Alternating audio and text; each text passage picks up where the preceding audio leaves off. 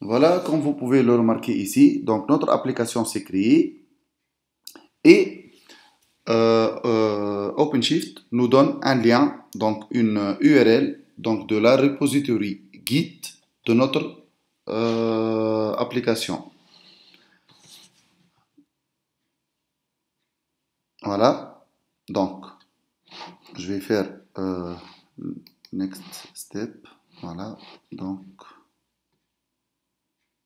parfait. Là, avant de commencer à développer, je vais faire la chose suivante. Je vais revenir à application. Je vais choisir bib. Et regardez ici, je vais ajouter naturellement donc la plupart donc des applications PHP.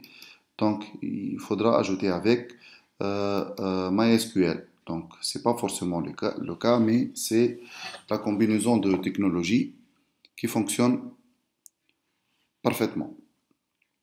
Donc je vais ajouter un cartridge, donc MySQL.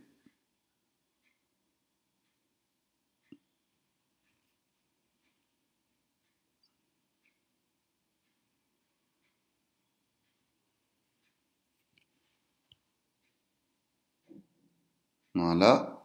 Et regardez là, ça c'est très important et il ne faut pas le rater.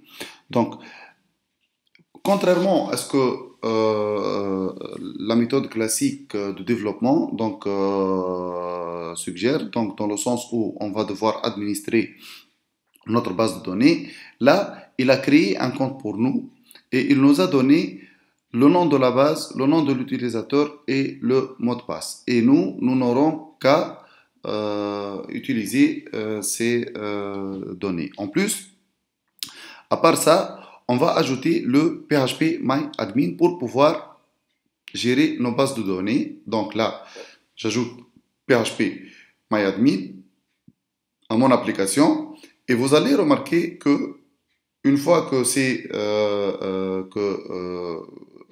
modules, je dirais donc que ces modules seront ajoutés, voilà, donc nous allons pouvoir, donc comme tout à l'heure, donc nous avons un login et un mot de passe, nous allons pouvoir gérer donc notre application. Là, je gère ma base de données, donc je n'ai qu'à utiliser le login et le mot de passe fourni par la plateforme OpenShift. Voilà. Et là, je choisis mon mot de passe. Voilà. Et c'est tout. Là, donc j'ai une application qui s'appelle Bib. Donc j'ai la base de données. Je peux faire tout ce que je veux. D'accord? Entre autres, par exemple, ajouter une table.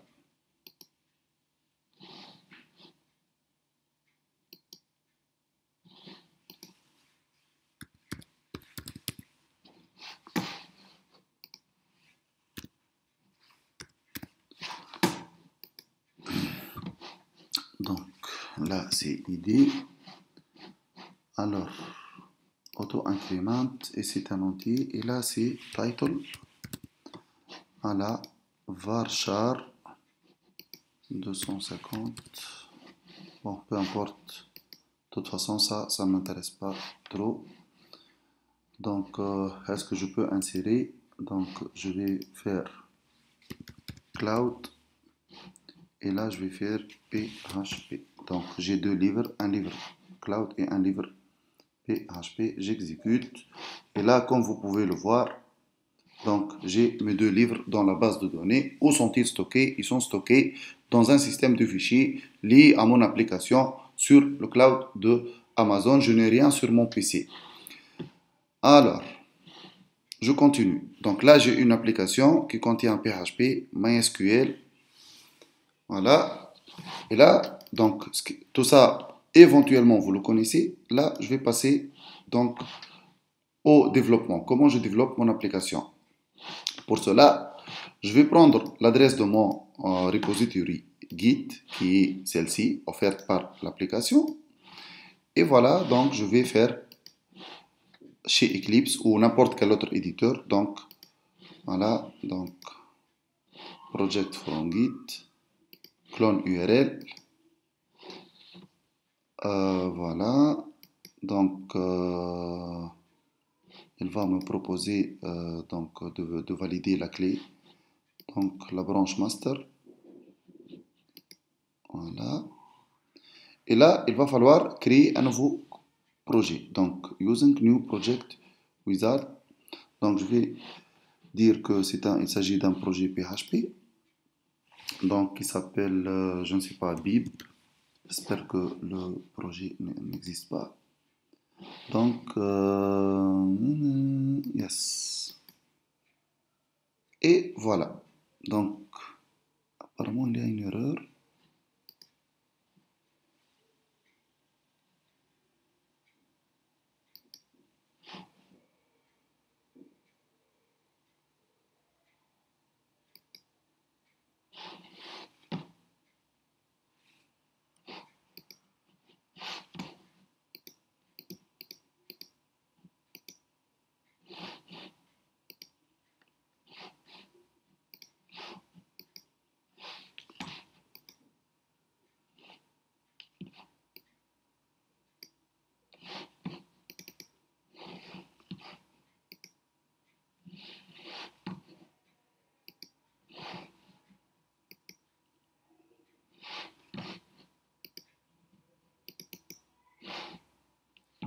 Juste, je vérifie un petit truc. Donc, est-ce que... Non, ça n'a pas marché. Donc, je répète. Donc, je vais supprimer le projet.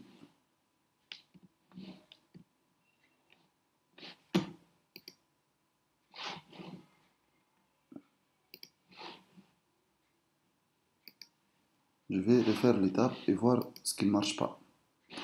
Donc, import. Je m'excuse d'avoir à refaire ça. Donc, clone URL. Normalement, tout est bon.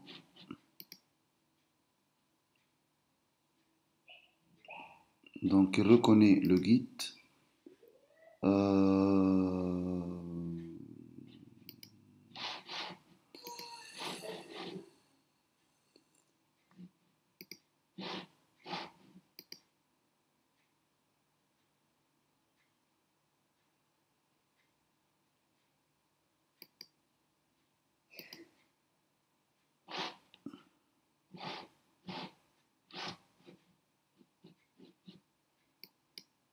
Tant pis.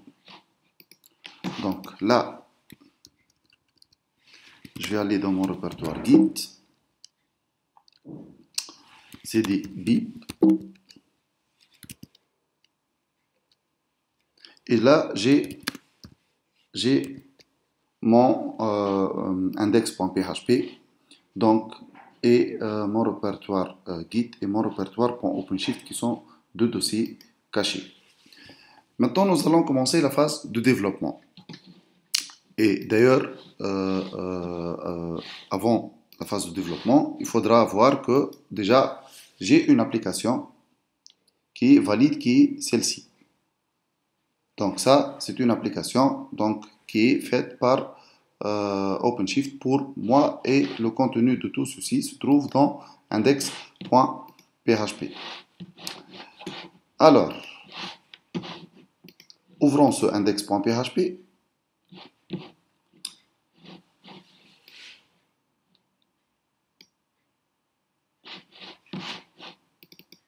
Et là, vous allez pouvoir reconnaître donc tout ce qui a été mis dans le... Donc, je vais commencer d'abord par tout supprimer. Donc, pour vous faire voir que, en fait, il s'agit bien de l'application cloud. Donc, là, je supprime tout. Je fais CTRL S. Et là, regardez ce que je vais faire. Je vais passer ça en mode ligne de commande. Donc, je vais faire git commit. Et là, je dois faire un message pour dire que pourquoi je fais ce commit. Je vais faire git commit -m delete all. C'est un message destiné aux humains. Voilà. Donc, en fait, -am pour lui dire. Voilà. Donc, delete all. et je vais lui faire git push. Regardez ce qui va se passer là.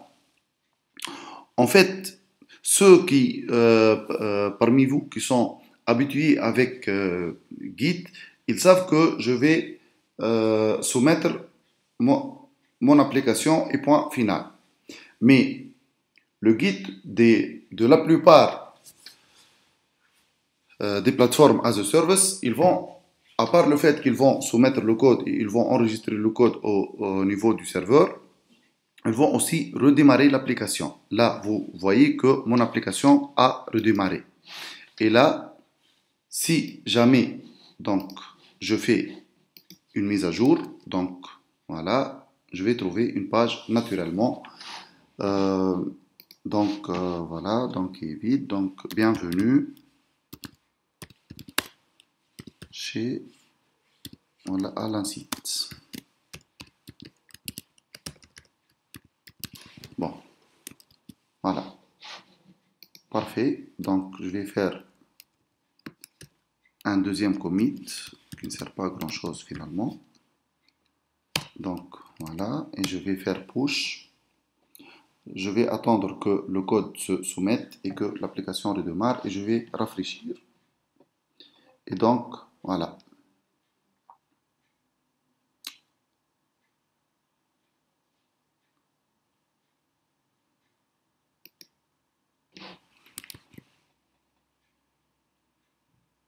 Donc, c'est pas encore validé. Voilà, bienvenue à l'insite. Et une fois que vous avez compris ça, donc vous pouvez développer n'importe quelle application avec n'importe quel langage de programmation en utilisant votre éditeur préféré. Là, je vais continuer, mais sans enregistrer. Je vais continuer à développer l'application et je reviens vers vous sans avoir à enregistrer ça pour vous épargner le temps que je vais mettre à développer le code.